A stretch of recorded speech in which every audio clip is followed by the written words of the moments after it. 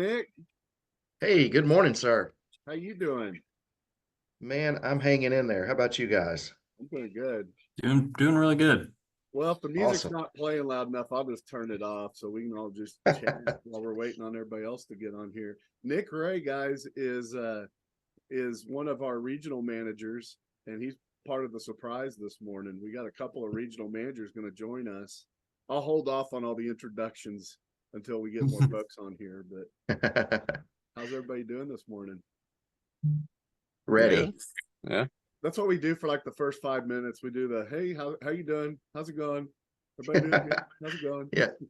Can you hear me okay? Yeah, Yeah. exactly. No, that's what we do that too. Can you hear me okay? Oh yeah. Yeah. Yeah. Can you hear me now? There's Mike.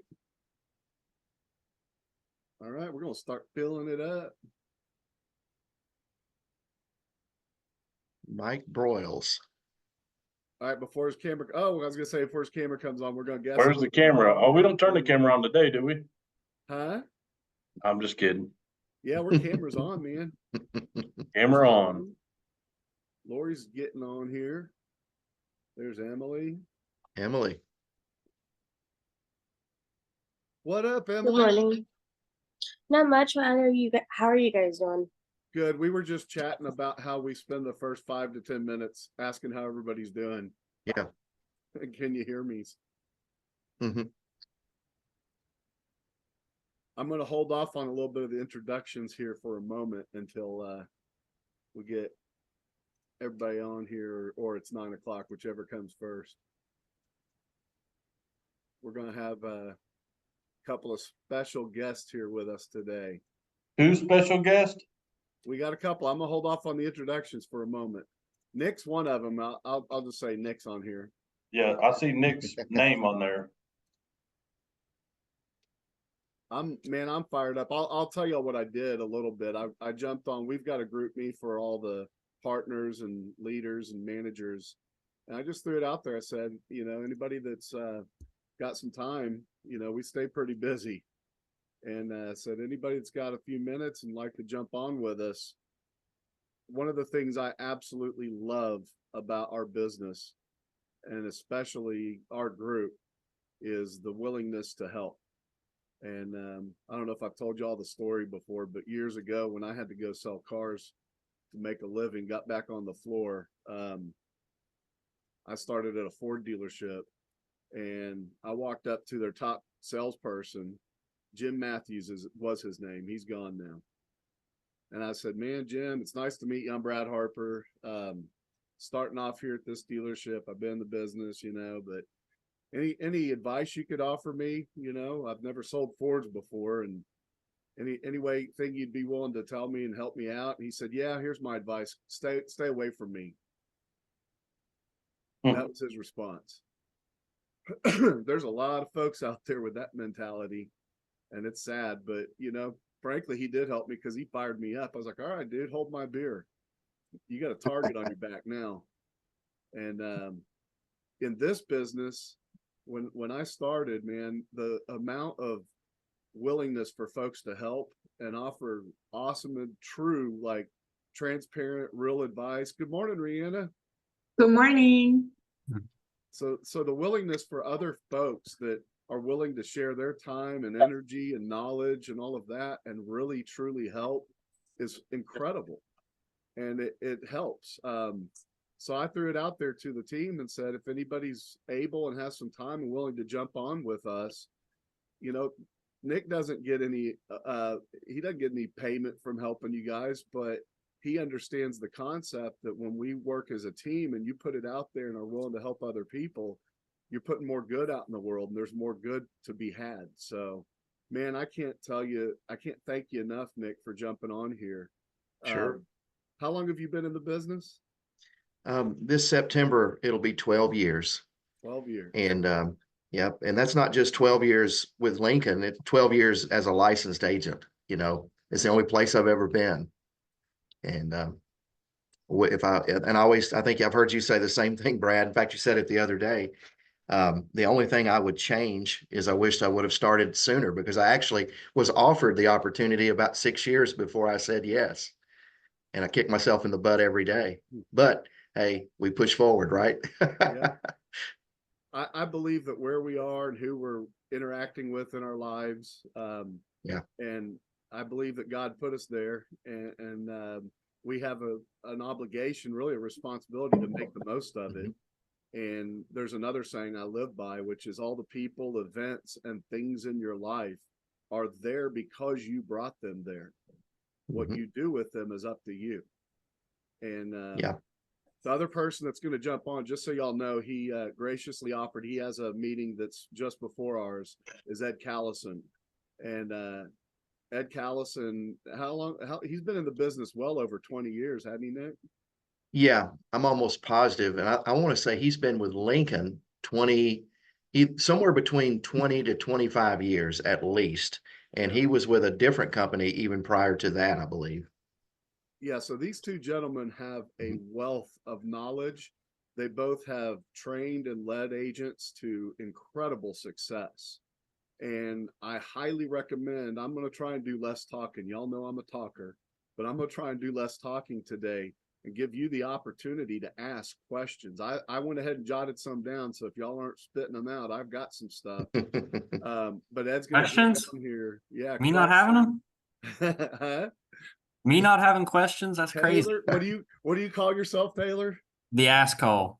Ask hole. I'm using it. I'm using that. That's a great thing, man. When somebody's Mhm. willing, I tell everybody, man, wear me out. Wear me smooth out. I have a responsibility to be there and answer questions. And the other thing about bringing these gentlemen on is obviously more brains are better than one. So Ed's going to get on here. He said he'd get on here as soon as he can. I want to point something else out, and doing it in front of Nick, but let's sing some praises about Ed also. Ed holds the record for production for RPG for our region, the most production in a single month. So if you want to know how to do it, and Nick's got a ton of production. Nick's had many agents that are 20,000 plus producers. Nick's over in Arkansas, and man, you've got field agents, you've got telesales agents. So the things that you guys have been asking, I got one brain and it's decent, but these guys have, you've got an access to a wealth of knowledge and experience and help you out. So take notes, ask questions, and let's go ahead and get fired up. We'll go with Nick right now, and then when Ed jumps on, we'll continue. Sure. We've got the first question out there. What was the biggest challenge when you first got into the industry that held you back? Yeah. Well, for me, the very first challenge I faced was a lack of money. Just a little bit about my background.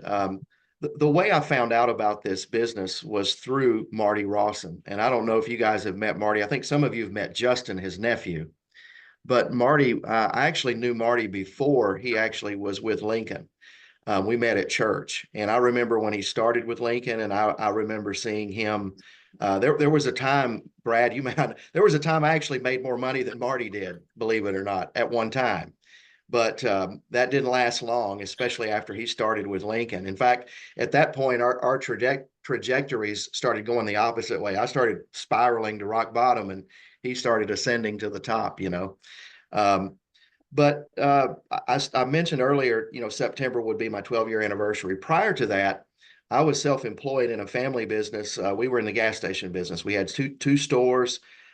So it's similar in a lot of ways to our opportunity, but it's also a little bit different too when you're working in retail. But anyway, I had been self-employed for a while, but we started in 1996. We got out of it in early 2013, talking about the previous endeavor. But the first several years were great, but the last several years were terrible. And in 2011, March of 2011, I got divorced, and it was a really ugly divorce, and it was my fault. But I went from living in a nice home, having a boat, four-wheeler, the Arkansas dream, you know what I mean? Truck, all that good stuff, to basically nothing. and in debt to everybody. And I'm still in this business. My head's not right. So that happened. And I had two small children too at that time. Um, so my life was tanking. Well, in 2012, when we get into 2012, I was, have y'all ever heard the expression robbing Peter to pay Paul? You know what I Oh, mean? yeah. Like floating checks, moving money over here, getting creative, making empty promises to bill collectors, things of that nature. I knew that the journey was over in our previous business. I just didn't know when it was going to happen, but I knew it was over. And I always remembered, Marty remained my friend through it all. And that's why I'm still loyal to him to this day. But I remember, he always said, man, when you get ready, when you get ready, when you get ready. And finally I was ready. In other words, I was in a position. I was going to have to make a change. I'd been self-employed for a long time. I didn't want to go work a job. I wanted to stay self-employed. So he was the first person I turned to. Plus, hey, I mean, it worked for him. He was successful. And my mindset was, hey, if it worked for him, then the opportunity itself is proven. It's just a matter, is it going to work for me? Am I going to work? So long story short, that's how I got into the business. I knew Marty, and that's how I got out of the other opportunity. It was not by choice. But when I came into this, okay, I'm broke. I have no money. I'm living in a rent house. I have nothing but some furniture. License was, $200. I was going to need money for gas. I didn't have any of that. And so, but I really, really wanted to do this. And so I had to do something that I swore to myself I would never do, as I had to move back in with my parents. I was 33 at the time, but I had to do that in order to make this work because I had no money. So I sold every bit of my furniture. Marty actually bought some of it. I think he was just feeling sorry for me. He didn't need it. But I got about $1,000 in my pocket, and that gave me the money that I needed to get my license and some money to get through a couple of weeks in gas and all that good stuff. And so when I came into it, I had to overcome that. And the other thing was where I live in southern Arkansas, and the town is called El Dorado. It's pronounced, or it looks like El Dorado, but it's pronounced like tornado, El Dorado. It's how we know if people are from Arkansas or not, based on how they say that name. But it's 2 hours from everything. So like every lead I got was at best an hour to 2 hours away. Back in 2012, gas was $4 a gallon. The vehicle I was driving was a Dodge Ram that got 14 miles to the gallon. So, in the beginning, I was spending $200 a week in gas. It was a struggle. I couldn't afford a hotel. Luckily, that time of the year, the weather, it wasn't super cold yet. So, again, I had to get creative. Ended up sleeping in the car a few times at a truck stop to get through. But the thing of it is I didn't do all that on a whim, and I didn't do all that hoping and praying that it was going to work out. I did all that with a plan that it was going to work out, that it wasn't forever. Moving in with my parents was a temporary thing. 6 months into it, I was able to kind of get back on my feet, and I was back to making a decent income to where I was paying my bills. But it was a process I had to go through that was pre-planned and predetermined. And so one of the toughest things to overcome, a long answer to your question, was just having to make those tough decisions that I was called crazy for doing at the time because I'm college educated. I could have went and got a job, but be willing to do that because I believed in myself enough and I knew the opportunity worked. That's the one thing so many people I see struggle with is this legit? It's legit. It's legit. It's just not legit for everyone. And what I mean by that is not everyone is going to be willing to make those choices. And that doesn't make you a bad person if you're not, but sometimes you got to do that. You got to do that, gamble a little bit, but you got to do it with a plan. And getting through that first 6 months was super, super challenging because like I said, I had to operate on money. I had to get creative. I was telling somebody this yesterday, like I had credit cards that I had ran up. But when I come into this, part of that 6 month plan was I can't pay those credit cards right now. So I'm just going to have to ignore those bill collectors. I needed gas. I needed a phone. I needed food, that's what I needed. And so I shut all that out. And that was super, super tough, um, but I would do it all over again, knowing what I know now. And back then, looking out into the future, looking 12 years into the future, I couldn't see it. I was told things, and my attitude back then was, I don't really care about that. I just need to get through tomorrow. But looking backwards over that 12 years, it's like it happened yesterday. It's funny how that works out. So, but just getting over that initial fear, that initial challenge, that not going into the unknown, not knowing, that was the toughest part.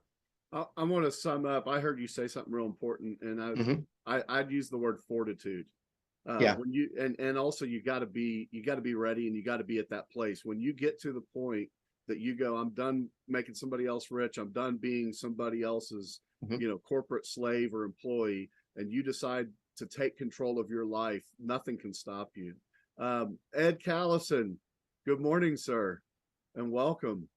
Good morning, Brad. Good morning, everyone. How's everybody doing? Doing good. Really good. I I was gotta singing follow up Nick Ray. Oh man, I'm out. I was singing your What's praises up, Nick? before What's you up, jump Ed? on. Man, you got the record in RPG. I mean, Yep. we got two rock stars here, and thank you both for being on here. Emily, would you mind asking Ed the same question you just asked Nick real quick? When you first started, what was the biggest challenge you had, and what would the advice you would give to somebody who's new? Good question. The simple answer is don't give up. Just keep pushing and keep calling and keep knocking doors, because here's the thing. It's easy to get discouraged. I just got off a call with my group, and the very subject of what you're asking me right now is what we were talking about. People get discouraged after being there a month and not getting enough people to answer the door, not getting enough sales. But you got to keep going, and don't just give up, because frankly, my first 6 months, like Nick just said, I started with another company. This is back, I'm going way back, y'all. I've been here 24 years. I started here in 2000. But 6 years prior to that, I was with another company based out of Chicago. I'm in St. Louis, but this company was based out of Chicago. And I went up and met the guy that was going to train me up near Chicago to knock doors, right? We went up, knocked doors, and it was terrible. I mean, I didn't ask for that. They were old leads. I had no idea. I was brand new to it. I had been in the debit insurance business before that. If anybody knows what that is, home collections, right?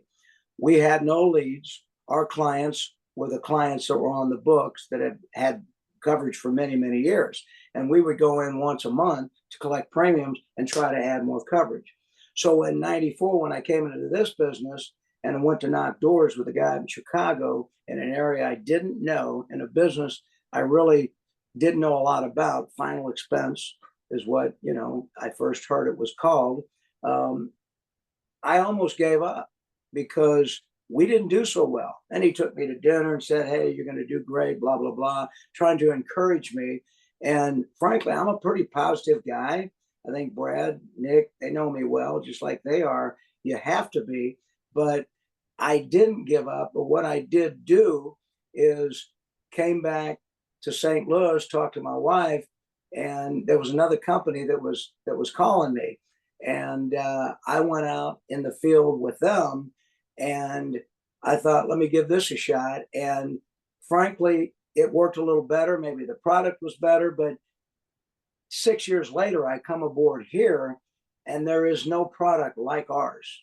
I mean, there is no product anywhere close to what we have.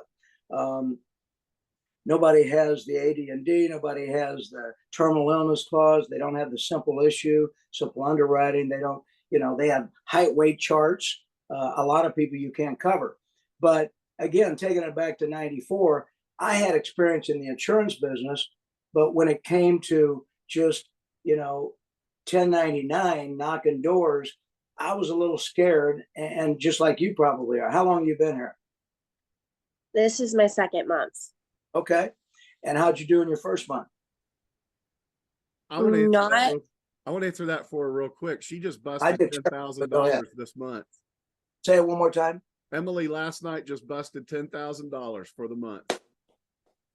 Awesome. Your second month. But that first month was rough, wasn't it? I think everybody's first month was rough. Me and Nick, first 6 months was rough, but you stayed on it. You didn't give up, right, Emily? And that made the difference for you. And that's the problem. People sometimes give up too soon. They'll get one set of leads, and if they don't get what they feel like they should have, they're like, I'm out. And that's giving up way too soon. First of all, that first set of leads, you can always go back on the second week, the third week, along with your new leads from the second and third week. Because Hey, people, Ed, I'm Go sorry ahead. to interrupt you. I'm confused. Didn't you break the record your first week out there in the field? yeah, I had experience with another company. Yes, I did.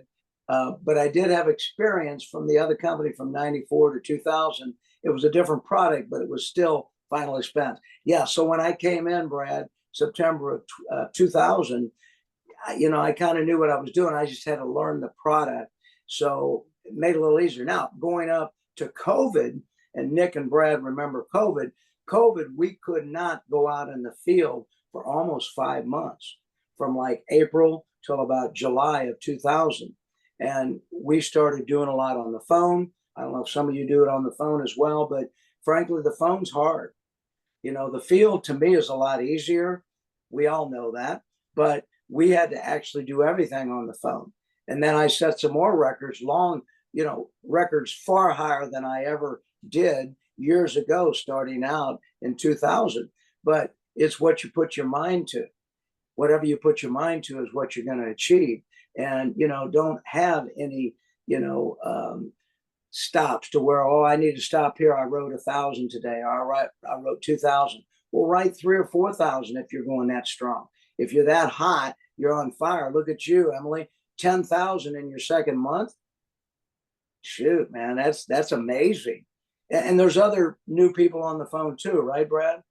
Oh yeah, we've got a handful of folks here. Most everybody's getting started in the business. Yeah. But don't give up so easily. To simply answer the question again, Emily, and I'm sure that Nick probably had a very similar answer, because that's what people do. They give up a bit soon. And I see Justin's on the line too. Justin can attest to this because he's been there, done that many times as well. This guy's been around a long time. Justin, I know you're muted. It looks like you're driving, but Thanks for jumping on, man. Yeah, people give up too early. They really Here. do. You got to stick with it. There he is. What's up? So hopefully, What's up, guys? Sorry. Hey. Sorry. Yeah. Good. Good to see y'all. Yeah, I'm driving, but I'm just soaking in what I jumped on a while ago, and I heard a little bit from Nick, and I had a meeting call that I had to take real quick, and now I'm just soaking up what you're saying. You guys don't know it. These guys are legends. I've been in the business for a while and do some awesome stuff. So anytime they speak, take notes. So that's where I'm at right now. thanks, Yeah, Justin. you're Emily, always hopefully learning. that answers your question. Obviously, you didn't give up. You stayed in there, and look what you're doing now. And it's just going to get better and better. And think about this, and I know Brad has shared this with all of you. It's about that back end residual income too. Each month, that production, after that first year, that second year, that third year, it just keeps getting bigger and bigger. It snowballs. Your back end residuals will be 5, 10, 15, 20,000, depending on how long you do this. Yeah. That's why on your agent pages I make for you, y'all check that. Look at the back end residuals. I put that on there.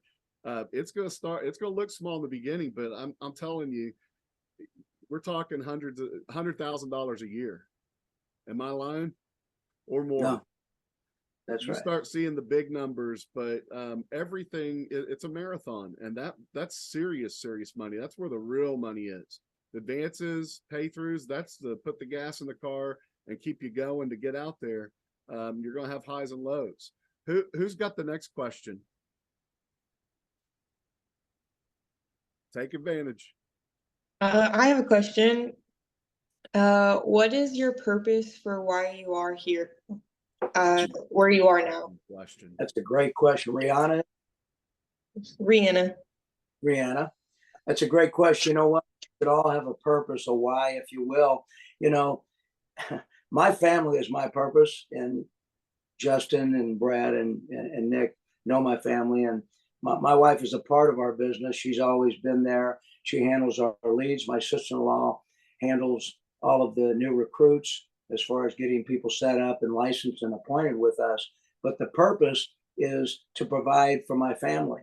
And my why as well has always been my family. I have 3 children, and I started in this business at a young age, and now I'm old. No, now I'm middle-aged, and my purpose has always been my family and making sure that there was financial security for my family to be able to live a good life and enjoy, not have to worry about, you know, living check to check. And think about the clients we see.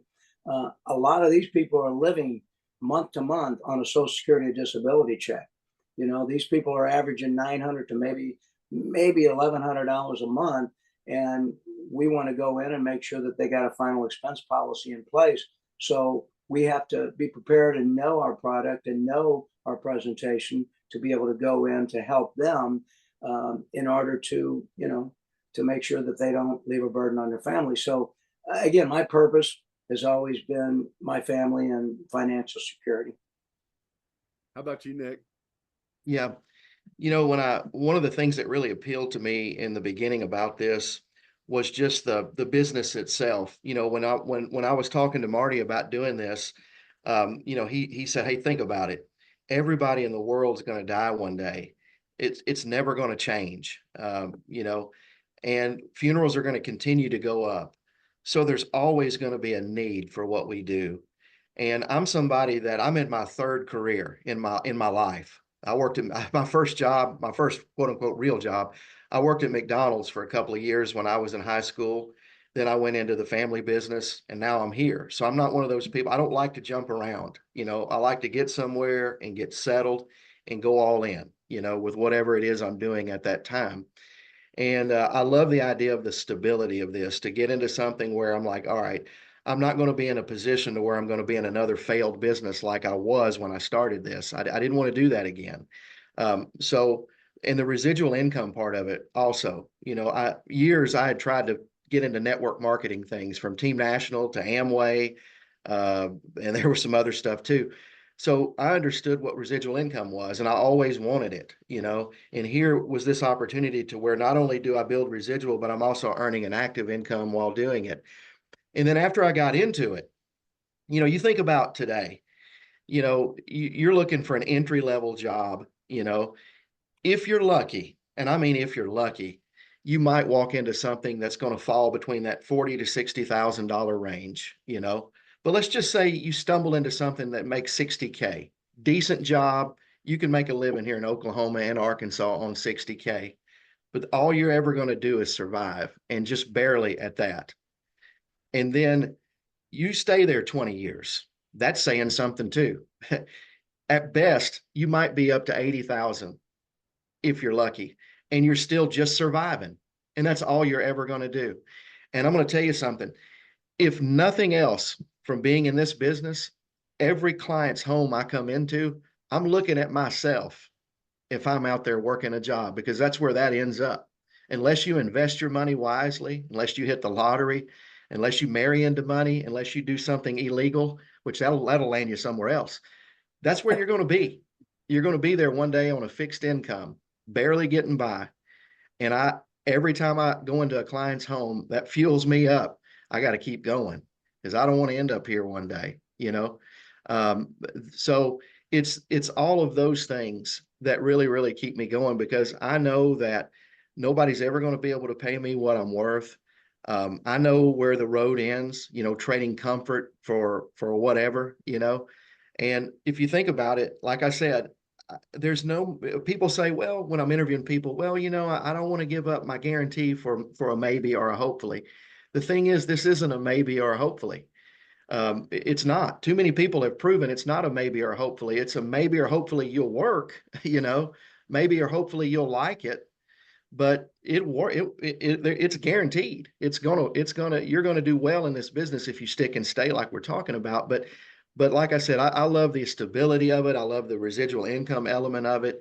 And I love the ability to know that I'm always going to be able to stay ahead of just barely getting by if I keep working. Man, y'all, Rihanna, you took one of the questions off my list, and then y'all went further and answered the next one, which is, why, number one was, what is your why? Mhm. And then the second thing, what was the importance of having a strong why? So, man, y'all really are throwing out some fire today.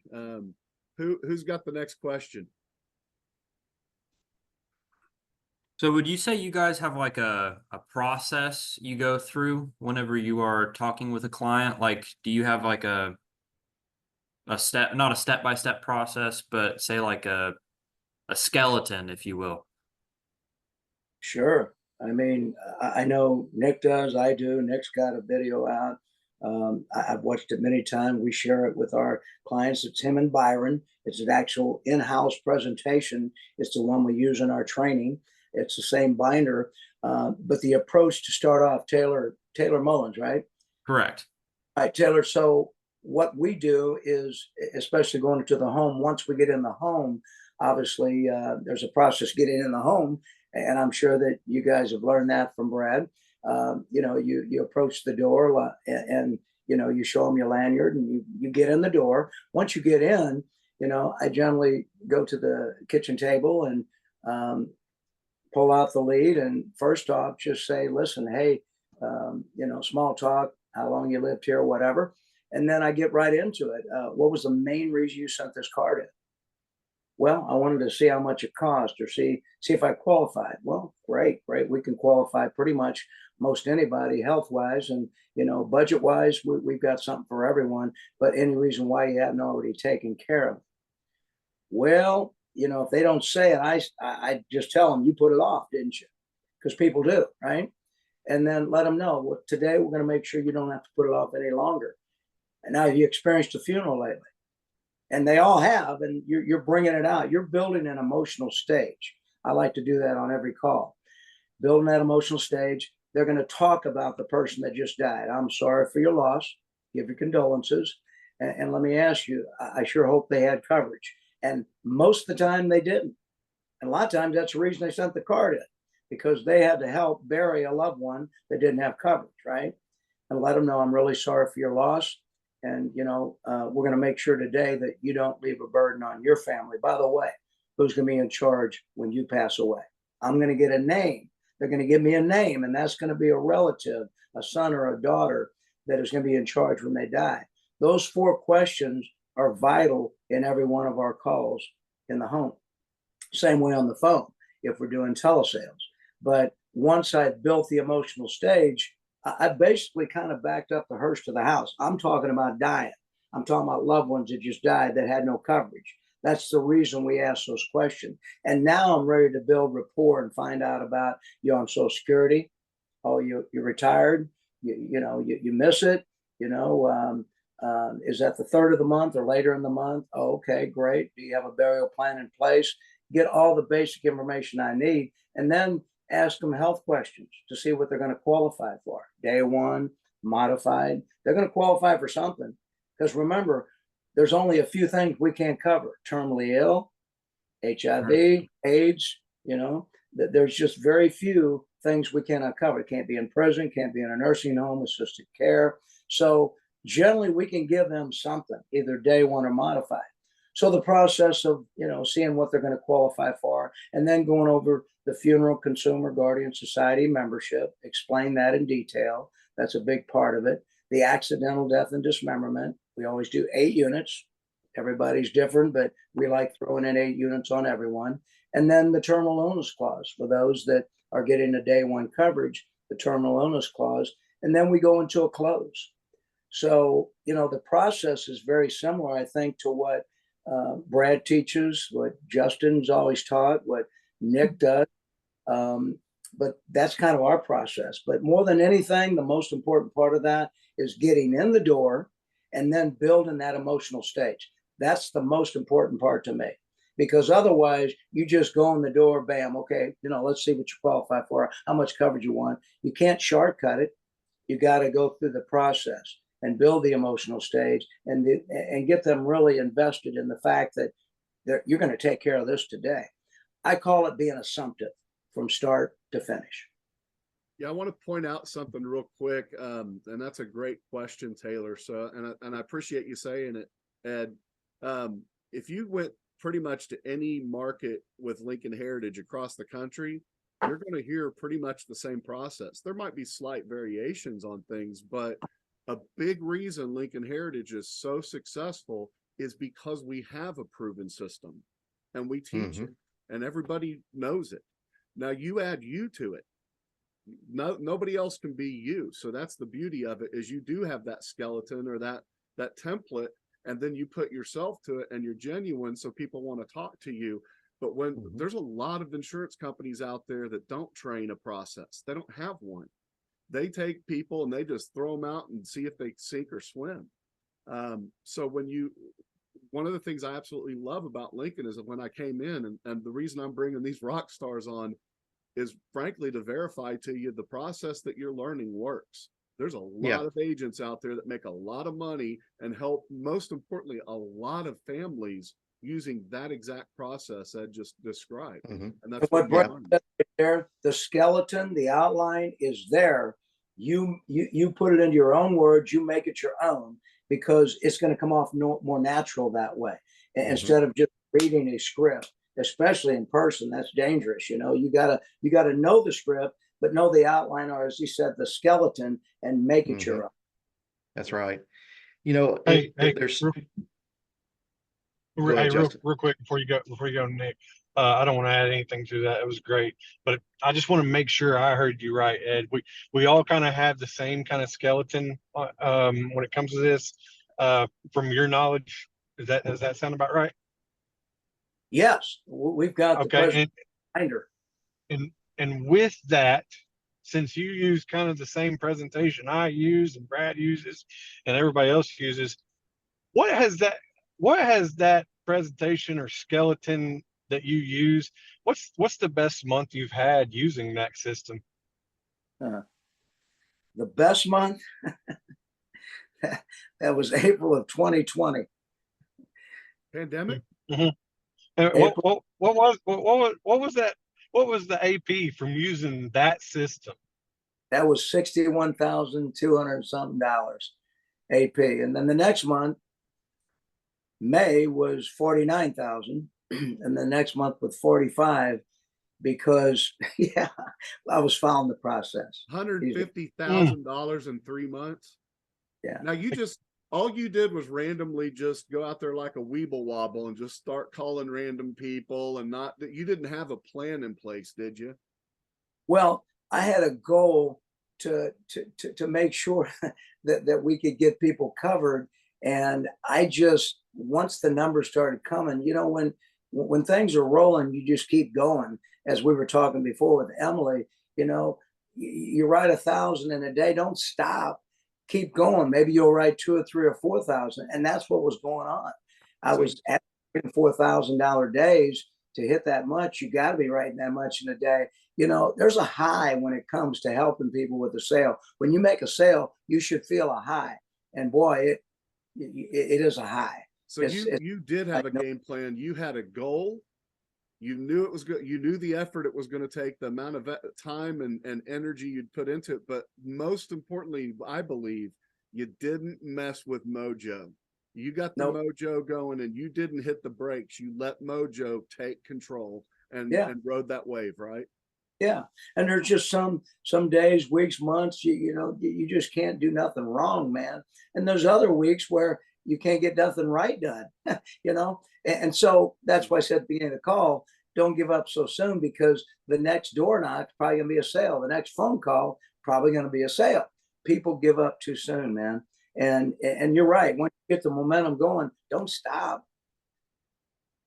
Hey, Nick. Hey, wait, time out. One more question before I lose service again, because I don't think anybody's asked Ed that, and I'm sorry to just keep harping on that. But Ed, I don't think anybody's asked you this before, because everybody always kind of points to that question I just asked. What was your best month? And using the system. But here's something that, especially with new people on the phone, how long had you been here before your best month? Good question. And I touched on a little bit earlier, I can give no numbers. My best month as a producer when I came here in September 2020 was about a month, 2 months in. The best month I ever had was $29,000. And that was the best month up until 4 years ago, where I more than doubled that. And that to me was even awakening, because I'm thinking how hard I worked 20 years ago to write 29,000, and consistently write 29, 28, 26, 25. Those are big numbers. But you know what? I'd look at the report with the home office, and if y'all not looking at it, you're missing it. Look at the newsletter every month, and look, you're going to see 3 or 4 people writing 60, 50, 45, $40,000 every month, right, Justin? And I started looking at that. I'm gonna try to be that number one guy, first time ever in 20 years. But it took a lot more than it did 20 years ago. 20 years ago, you write 30,000, you were on top every month. But not today, not 4 years ago. It took a lot more. And you're right, Justin. I just had to keep pushing, man. And the more I got to those numbers, the harder I pushed, all the way up to the very last day of the month. I want to ask. That's so good. Oh, go ahead, Justin. I was just going to say there was an intentionality behind asking that question. He used the system back then, and he used the system now. So why didn't he do 20? Why didn't he do 61,000 back when he was doing 29,000? And it's just a matter of effort and the amount of people that he was getting in contact with, et cetera, et cetera. But he's still using the system. And so I say that because the system works, and the more that you get familiar with the system, because back then 20 years ago he had a system, but now, like 20 years later, 4 years ago, he's mastered the system almost, if you will. When you continuously use the system, you will continuously get better.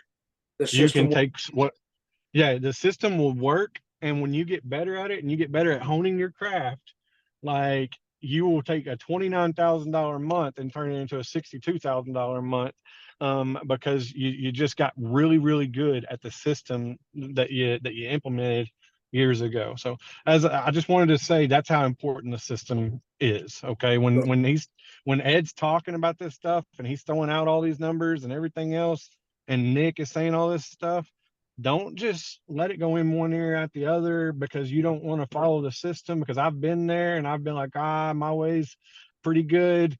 No, those numbers came from learning the system and executing the system and becoming a master at the system. Okay.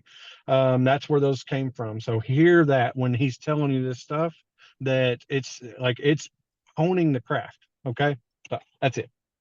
That's awesome. And stay on track as well. You got to stay on track. There's so many things that can get in your way and interfere with you keeping your blinders on, because I got to go the grocery store for my wife. Oh, I got to go wash the car. I got to go have a 2-hour lunch. No, you don't.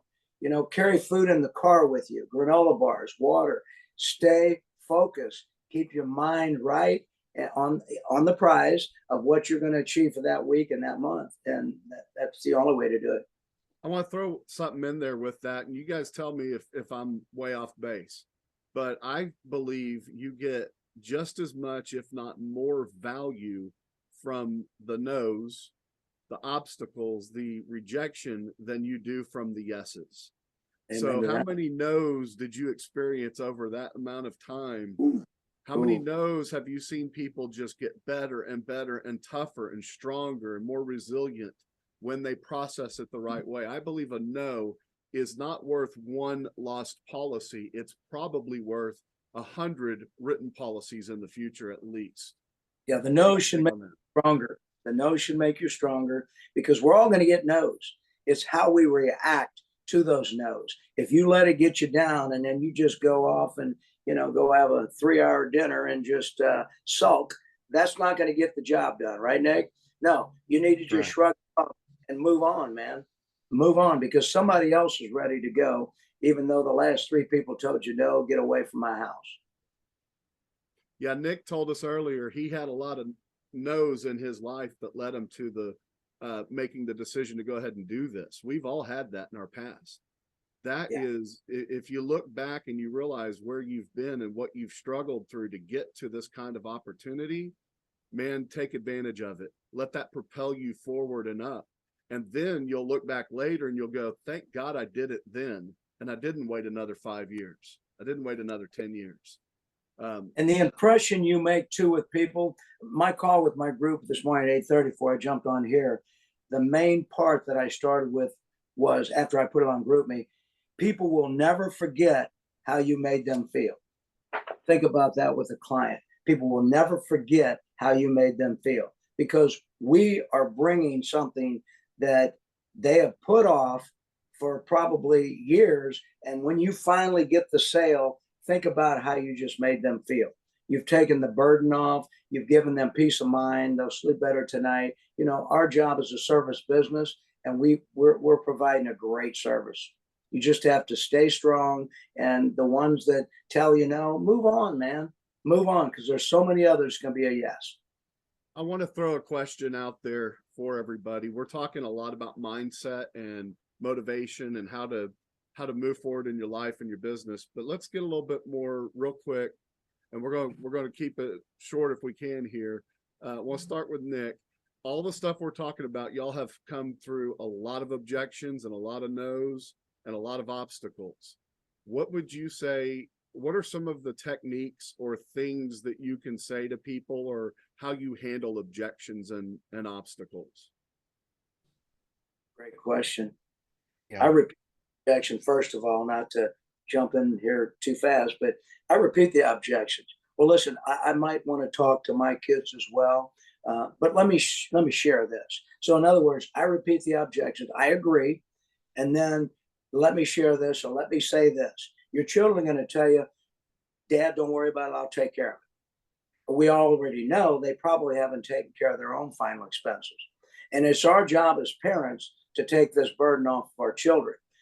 When you sent the card in, you wanted to take this out of your children's hands, right, Brad?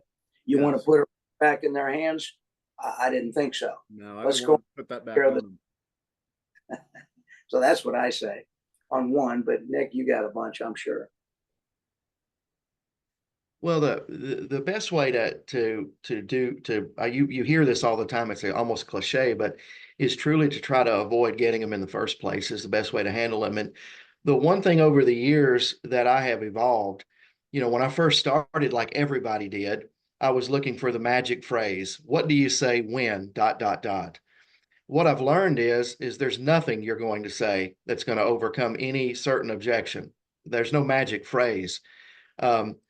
You know, the best way to handle it is back in the early part of the presentation. And I think Ed alluded to it when he was kind of going over his skeleton earlier, is when you get in there and you're doing like what we call the discovery or the fact-finding process. Like you're sitting at the kitchen table or on the couch or wherever, and you've started your presentation, and you're, you know, like you've asked them, you know, what was on your mind when you sent in the card, or what have you experienced a funeral, or one of those kind of questions where you're opening that conversation up. The questions that you ask right there. And one thing I'll tell you, if you guys go to YouTube, there's a lady on there named Dana Neeson, probably the best objection training that's out there. She works with Lincoln Heritage with another agency out of California. And she is absolutely fantastic when it comes to like what I'm talking about right now, like how to ask the right questions, how to get that customer to open up so that you eliminate those objections at the end, you know, as far as it goes. Because so many times what we do is we get into a presentation and we're selling it. You know what I mean? Selling it. And then we get to the end and all of a sudden they're giving us an objection, and then we're trying to all of it, you know. I've heard it said this way: you can't antagonize and sell at the same time. You just can't do it. And when you're going on defense, you know, it's over already because it's almost hard to get the ball back from the customer once they take off with it.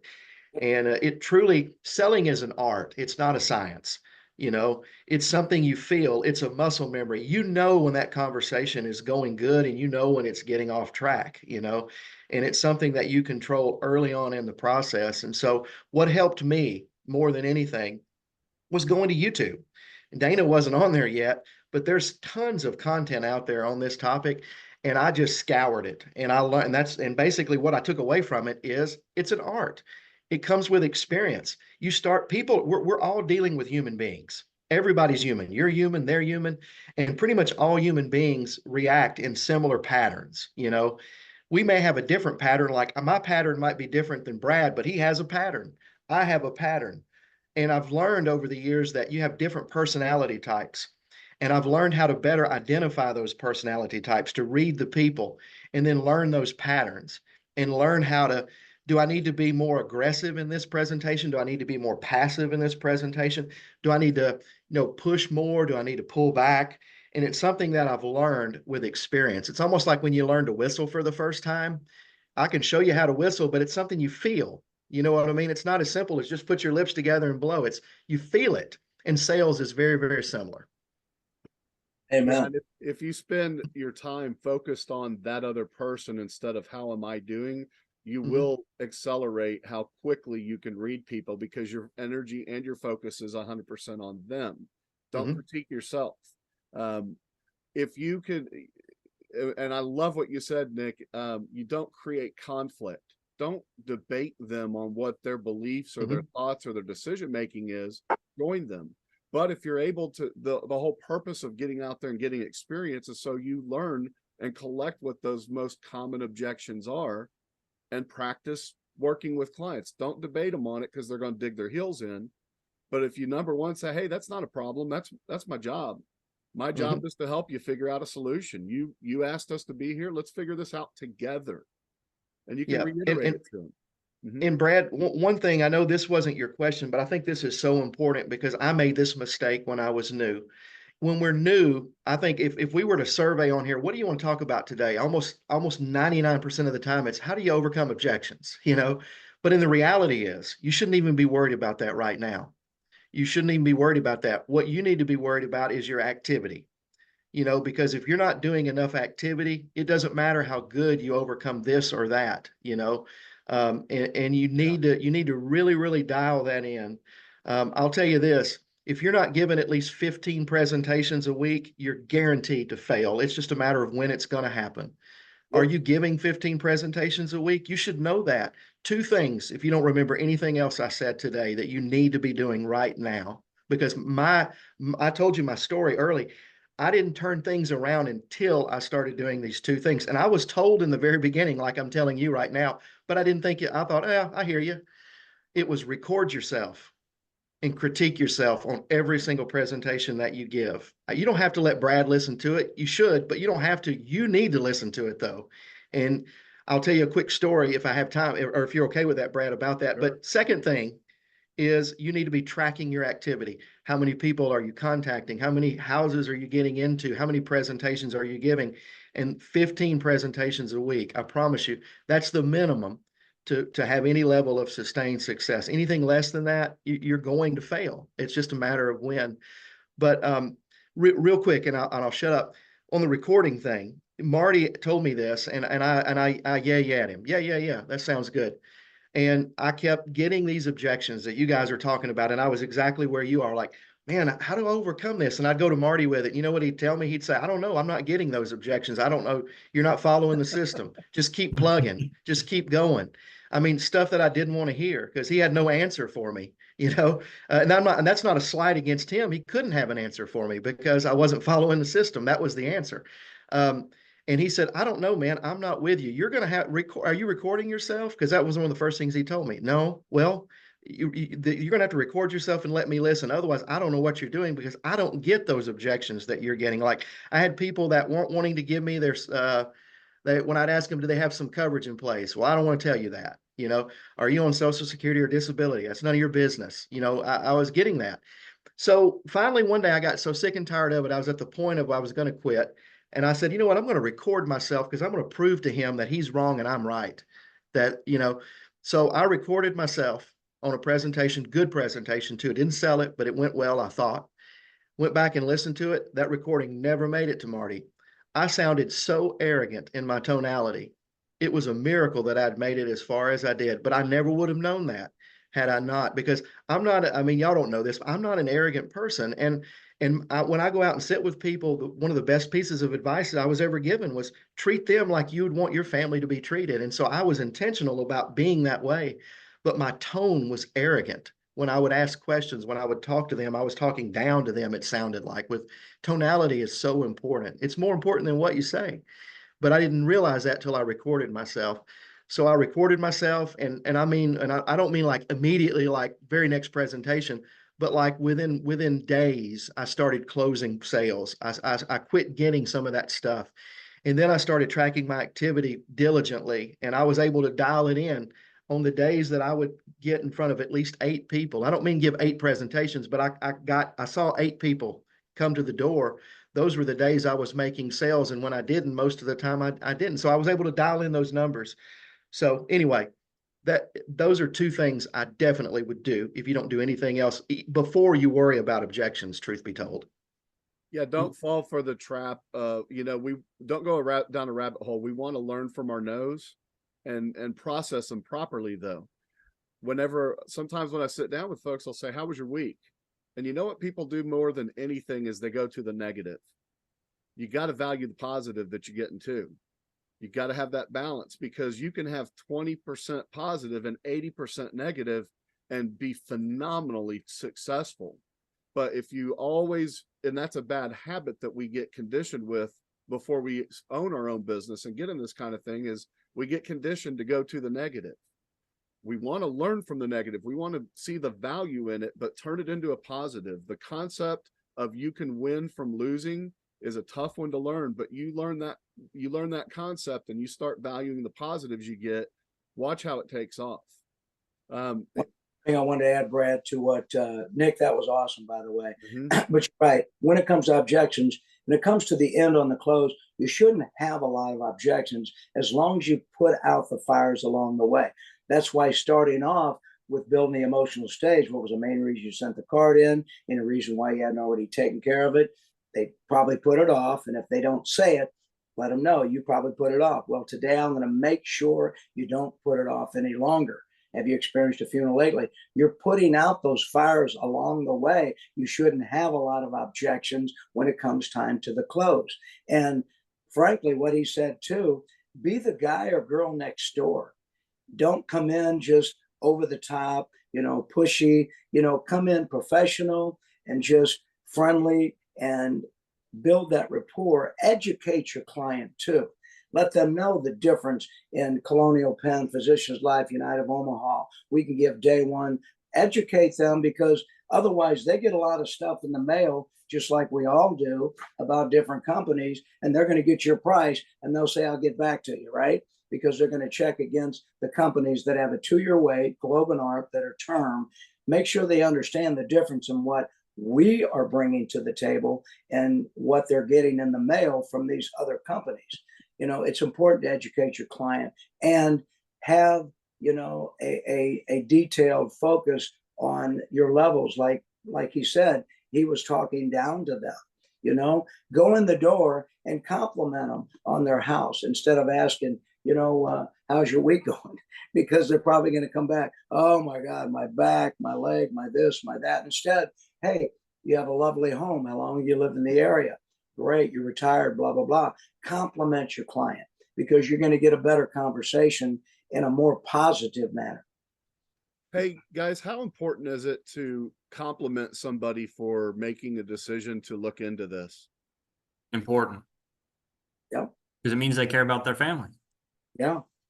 And it builds them up, doesn't it? People want, when we build them up and we congratulate them and tell them, man, this is awesome. You obviously really care about your family.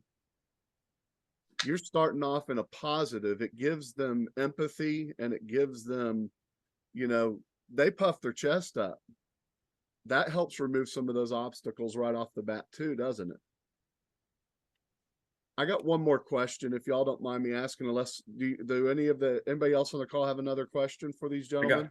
I got 2 questions. Come on. Where would you learn the differences between our competitors and us at? Well, first of all, there's several ways. Number one, we've got the brochures that I've ordered, and we use the brochures from Colonial Penn, Physicians Life, United of Omaha. Those three, if you write those down, are a 2-year wait for everyone. It's a mail order policy. Colonial Penn, Physicians Life, That's brilliant. United Mutual of Omaha, right? The other two that are term that we make sure people understand is Globe and ARP. Globe and ARP are termed to age 80. Now, ARP does go up every 5 years in premium as well. Globe doesn't change in premium, but they both do stop when you turn 80. So in essence, you're letting them know these are temporary benefits. Less than 4% of all term policies ever pay a claim. People outlive it. People outlive the policy. So it may seem like a better deal because it's cheaper, but eventually you have no coverage with those term policies. And if they qualify for day one with us, then Colonial Penn, Physicians Life, United of Omaha is not a good option because they all have a 2-year waiting period. So they all Yes, they go ahead. all have a 2-year waiting period. Colonial, Physicians Life, and United of Omaha is a 2-year wait policy. Their whole life, but the first 2 years is a refund, and it's generally 7% interest, not 10% the first year and 20 in the second year, like it is with our modified. I want to add Nick? a question to that also to both of y'all. What percentage of your time would you spend educating yourself on things like the competition and the stuff that you can do away from actually going and talking to clients? What percentage would you spend on that effort versus going out and actually experiencing and getting interaction with actual clients? I guess I'm not real sure your questions. How much time in a 24-hour day, how many hours would you spend doing things like looking up your competition versus going and talking to potential clients? Well, we have it as part of our training. We have a sheet with a breakdown. At the bottom has Lincoln with day one, permanent, whole life, stays with them. At the top, we've got those companies I just gave to Taylor. It's just part of our training that they carry with them. Okay, so you would spend, once you get past that point, it's let me go talk. You get more value out of actually working with clients because you can see their policies when you get there if they have them, right? Sure. Oh, Yeah. sure.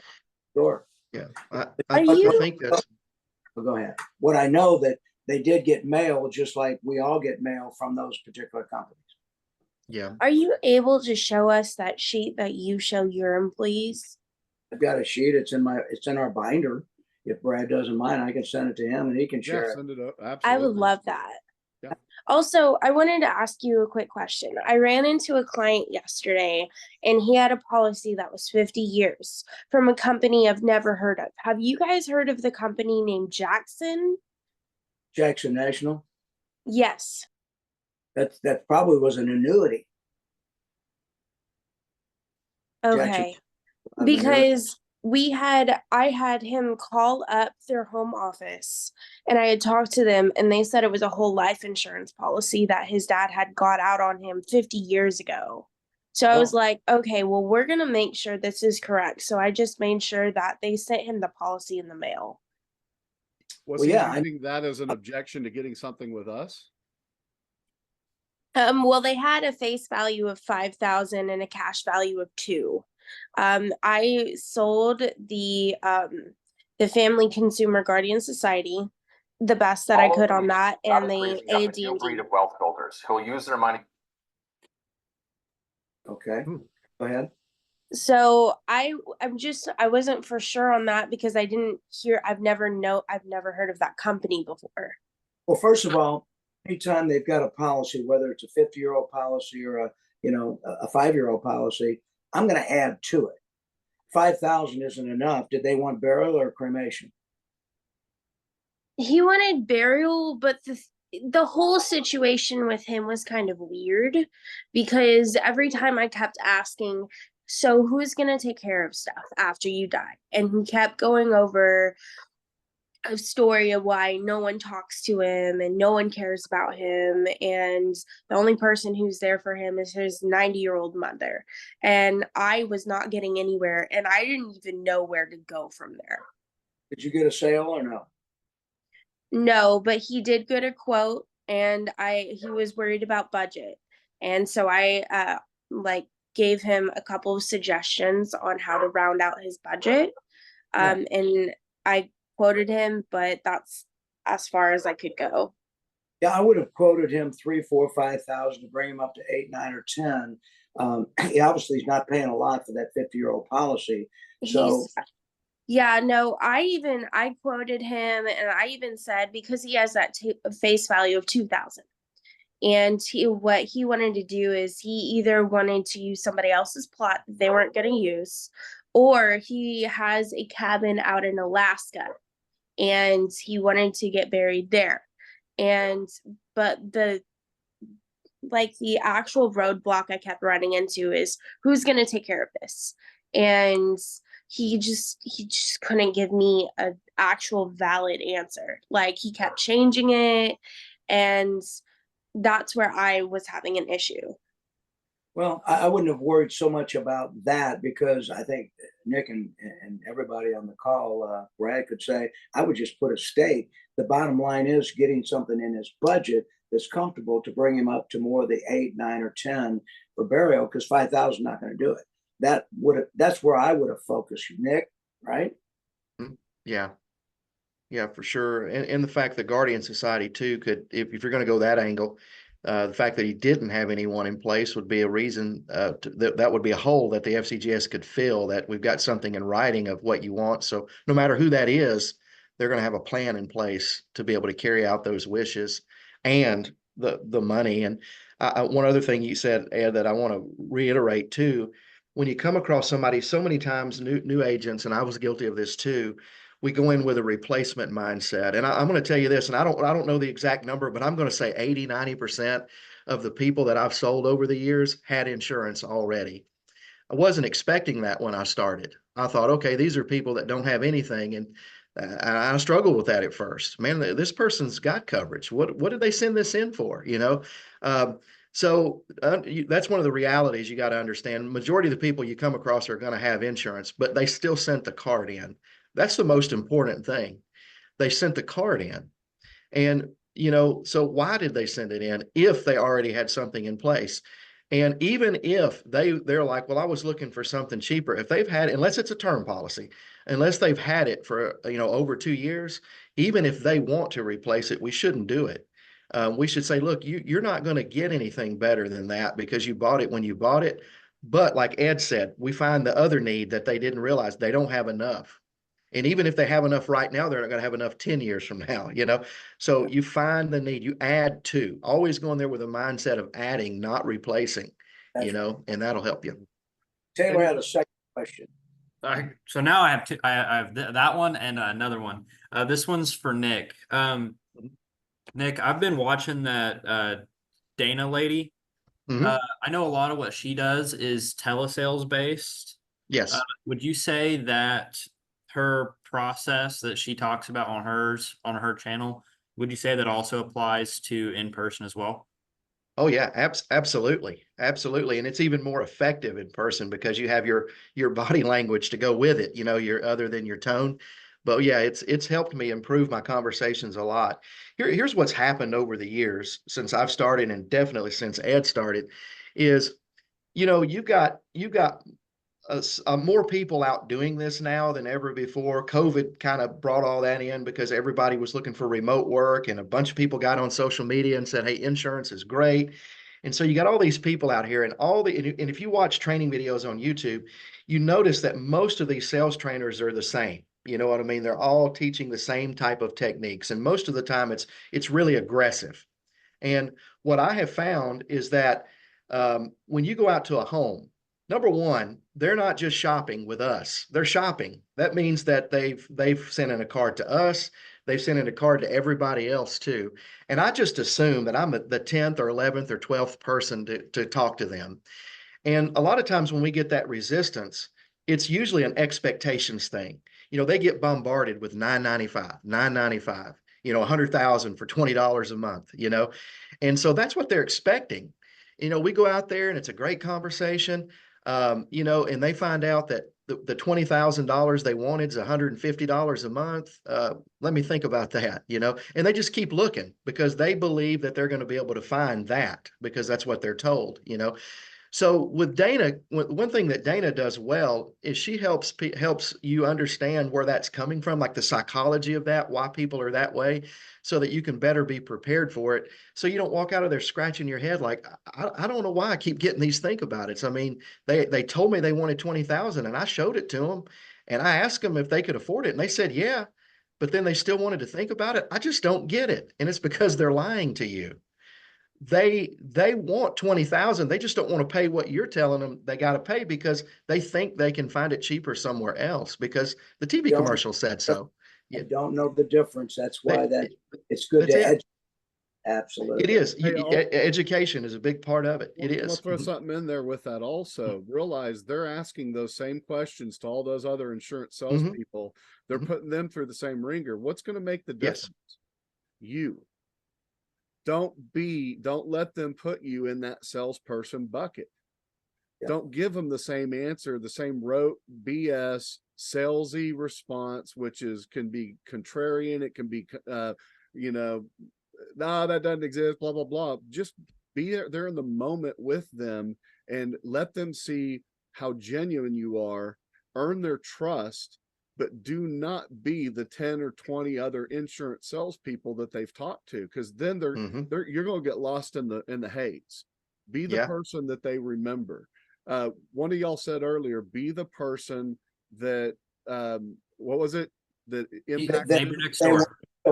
That they want to deal with. Yeah, that they remember. Dave's personality is up here, man. It's a social skill. It's a communication skill. And that's what we have to bring to the table. Not over the top, not pushy, but confident and in control in a nice way.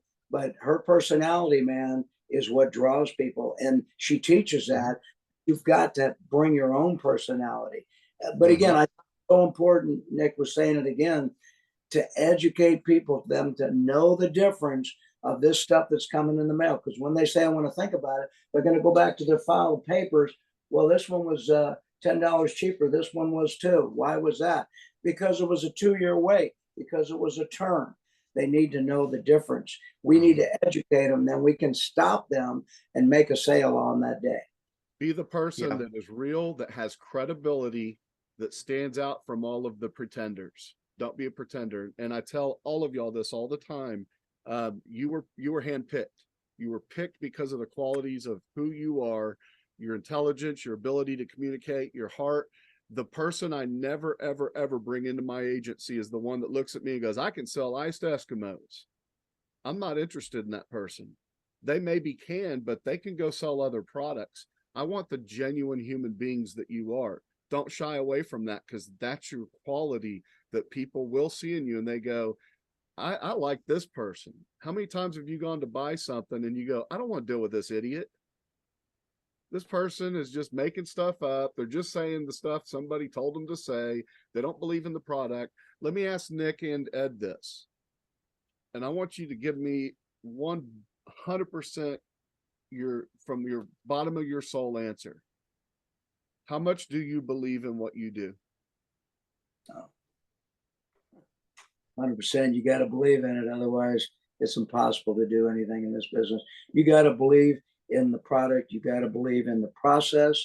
And let me tell you, when you're talking to people and you're giving them the benefits of what we're able to give them for their family in the event of their death, if you're not including 8 units, first of all, that's a huge mistake, because nobody else adds another 40,000 accidental, 80,000 in a vehicle, 160,000 in a common carrier, or an act of war or terrorism, 20,000 living benefit if they lose a limb, an eye, or foot from an accident, transferring the body if they die over 200 miles from home to pay the beneficiary up to $8,000 to ship their body home for funeral. My dad died on vacation in 1994 in Indiana. I wasn't with the company yet, right? We had to pay to ship his body in a hearse back to St. Louis. We pay for those benefits. If you're skipping those benefits and only writing 1 or 2 units of accidental, huge mistake. Let them know about the Funeral Consumer Guardian Society. Play the video on your iPad in the home. If you're on the phone selling, play the audio of the Funeral Consumer Guardian Society. Let them know what all the benefits are before you give them a rate, because nobody else is giving all that. Everybody else is just 10,000. Here's the price. What do you think? Right? Make sure you give them all the benefits to the fullest extent, especially on the 8 units of accidental. Otherwise, cheat yourself. I want to point something out to everybody. When I asked Ed that question and Nick that question, did y'all see what Ed did? I'm going to throw a word out there: conviction. The words that he just said were so important, but if there wasn't conviction there, they wouldn't have had any value whatsoever. Nobody on here doubted what they just witnessed. And that's what he does with a client. If you do And when that, I met Dana last year in Mexico, I'd never met her, Taylor. There was a bunch of people in the swimming pool down in Mexico on our trip last November. And that's exactly what she has. She's got conviction, she's got personality, and she believes in the product and the process. And watching her videos, you see that, man. It comes out. She's just so connected to what she's doing. and I want to add, believes in herself, and Ed believes in himself, and Nick believes in himself. And when you do, you gain that I believe in what I'm doing, but I also believe in myself. You will never gain the I believe in myself if you don't do. You got to go do. Yep, that's a fact. Yeah. Well, that's how you know whether you believe or not, because if you can say you believe all you want, but are you doing? Because if you believe, you'll do. You know, one leads the other. They're not mutually exclusive. So that's how you know. Like I Brad, real quick. I used to do this. I'd put people on the spot and I would say, "Do you know your presentation?" "Oh yeah, yeah." "How confident do you know it?" "I know it real good." "Well, let's hear it." And I'd have people that wouldn't want to role play. That told me all I needed to know. You don't believe in you don't believe in the presentation. You might believe in your presentation that you're giving when I'm not there, but you don't believe in the one I taught you because you won't do it, which means you don't believe in it. And they don't believe in themselves either, Nick, because that's Right. where Yeah. it's that, Well, I don't want to keep everybody on here all day. I want to throw one last little thought out there and open it up. We're talking about conviction, believing in yourself, believing in the product and all of that. And then we've talked in a little, I'm going to go back. We talked about objections. Giving the true value to an objection is extreme, or let me rephrase that, recognizing the true actual value in the objection or the obstacle versus your conviction is really, really important. In other words, you're going to have clients that throw an objection up there and drag you into a rabbit hole with them. Is the objection value a 1 or is it a 1 billion? Don't allow, you gotta look at it and go, how really truly important is this objection and how much time and energy are we going to spend on it versus the conviction of the product and trying to help their family. The 1 billion value ultimately, no matter what the situation, is that human being's going to die one day. And did we do everything we could to make sure that family's protected when that person dies? And are they protected properly? To me, it doesn't matter what the objection is. It's not going to have that same value as that importance. What are y'all's thoughts on that? well, I think knowing what to say is important. When you do get hit, especially in person, on the phone, it's a little simpler because you got all your cheat sheets right there, right? But when you're in person, you can't, well, I want to talk to my children. Let me get back with you. Got a card? Well, if I were you, I'd probably want to talk to my children. We can't do that. We got to have it right here. We got to know what to say. And, if we don't know what to say, we are going to go down the rabbit hole. And we're going to walk out with our tail between our legs because we just lost the sale because we didn't know what to say. Don't make a big deal of it, and it won't be a big deal. Right. So that's why I say putting out the fires along the way. You shouldn't have a lot of objections at the time of close. But one that comes to mind is I want to talk to my children. Well, the way I overcome that is, again, I might want to talk to my children too. Let's do this. Let's get your daughter on the phone. Let's get her on the phone. Because here's the thing. If you just tell them, well, don't worry about it, they'll be fine once you get the policy in the mail, she'll be fine with it. Well, the daughter's going to just say, how much is it? How much coverage? Forget about it. Call up and cancel. Instead, get her on the phone and explain to her about the accidental death and dismemberment that comes with it, the Funeral Consumer Guardian Society membership that comes with it, the fact that we pay our claims within 24 to 48 hours upon the time of death. It's important for the daughter to know what truly is included for that $80 a month. Instead, she doesn't know, and if you just put it off, then the daughter's going to make her cancel later on anyway. So get the kids involved. But to answer the question, I like to know what I'm going to say if the situation comes up of a certain objection. You got to know what to say. Nick? Yeah, I agree. I mean, when you close a deal, it's basically you're transferring certainty. You know, whichever party is more certain at the end of that conversation is going to win out at the end of the day. If I could leave one other tip is learn to not react to everything. Like Ed basically just said, you know, you get something, don't lose your countenance. You know what I mean?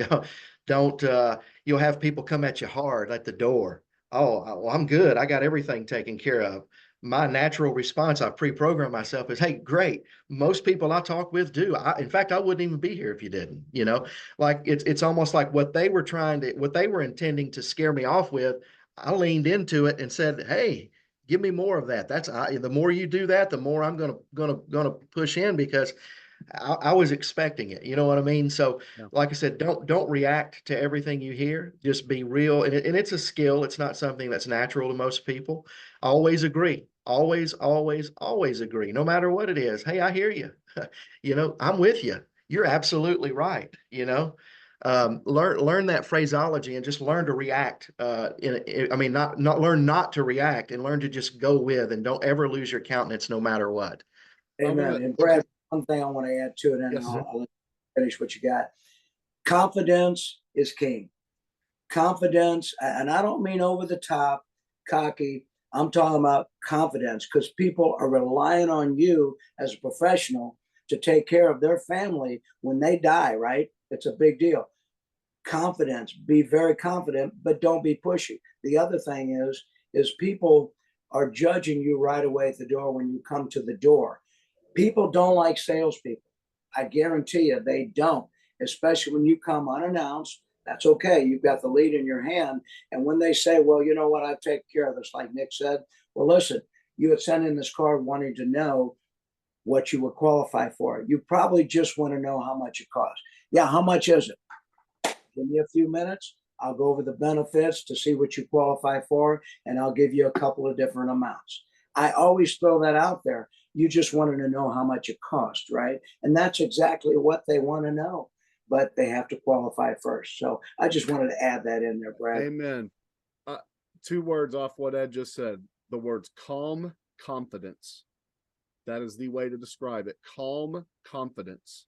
Look them in the eye. Do not be shifty. Don't not look them in the eye. I want to finish up with what happened, something I experienced yesterday. I showed up way out in the middle of nowhere. There was a gate. There wasn't a chain on it, or it wasn't locked, but there was a chain. I opened it. I walked in the gate. Beware of the dog. I walked in. I rattled the gate a little bit just to make sure. There were 2 houses on the property, and I went ahead and went in, and I'm walking towards, I didn't know which house to go to. And this guy walks around the back corner, and he did can I help you?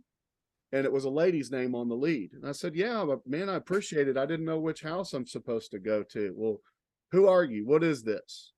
I said, oh, hey, Miss Sharon requested some benefits with Lincoln Heritage. I live out here. I'm practically your neighbor. I service this part of the state. Well, we're good. We don't need any of that. I said, okay. cool. So yeah, we already got something. I said, oh, that's awesome. Good. Look, I just received this. Y'all just sent it in, so I don't know. I'm assuming this is her handwriting, and I'm doing the typical thing. And he was pushing back. And I said, well, out of curiosity, who do you have? What did you get? He goes, we got Senior Life. I said, oh, okay. Yeah, I don't think that's good. He goes, yeah, you guys all just think everything else is not good and all that, blah, blah, blah. I said, I hear you. So he's looking at me like a salesperson the whole time, right? So we're kind of chatting. I'm sorry. I'm hearing something in the background. Real bad. I think Mike's phone needs to be There we muted. go. There you go. So anyway, he's looking at me nothing like a salesperson. He was a tough dude. And we're talking for a minute and he's kind of loosening up, but not really. He goes, look, it's not good. She's in there sick. She's not feeling well. She's on hospice. I said, okay. I said, I'm going to tell you. And I looked him dead in the eye. I said, I'm going to tell you something extremely important. I said, you're right. I don't like Senior Life and I can give you a list of reasons why, but do not get rid of that policy. And he looked at me and I could tell in that moment that he stopped looking at me like a salesperson. I said, no matter what, I said, I believe in being upfront and direct with people. I cannot write her a policy. I can help you and write a policy on you, but I can't do it because she's on hospice. So no matter what, I don't care if it's me or anybody else, anybody shows up here and tries to talk about getting rid of that and replacing it, keep that policy. It's very, very important. And he looked at me and you could see an entire different personality. He was thankful all of a sudden. Our very first goal with every human being that we meet is to not sell the product. It's not to convince them of final expense insurance, any of that stuff. It's get them to see you as a decent human being. Sell ourselves. That's right. You will know when that happens. When that happens, go with the flow. The product, the presentation, all of that, you will put in there through that interaction. The majority of time, we talk about everything but insurance with people, but it cannot be contrived. Ed and Nick, thank you guys so much for being on here today. I really, really appreciate it. I hope y'all recognize everything that they gave y'all wasn't salesy.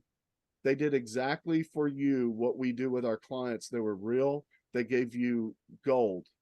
They gave you genuine, and they gave you phenomenal knowledge. So take it and run with it. What you do with it is up to you. And thank you guys so much. If there's anything I can ever do for you, I appreciate it. I'm there for you. Sure thing. Absolutely. And hey, Brad, in the chat, I put a video that Dana Neeson did about learning the competition. So you can definitely get that document Ed's talking about, because you can put it in your binder and that way you'll have it. You don't have to memorize anything, but you can go on there and she has a really, really good video. I put it in the chat if you guys want to go to it. I just grabbed it. I copied it and I've got it pasted in my notes here. Also, folks, I did record this call, so I'm gonna save it. If anybody wants to review it, we'll have it out there. Let's get out there and help as many families as we can. And most importantly, you do that, you're gonna help your family. So let's go get after it. All right. Thanks, Brad. Send me a copy of that. I'll send you a copy of the competitors, if you will. They're not really Got it, competitors. Ed. Ed, Companies. Nick, thank you guys so much. And thank you guys You bet. for being on here. I hope you got something phenomenal out of this. I did. I learned a lot. My pleasure. Everybody Happy have an awesome day. All right. Bye-bye.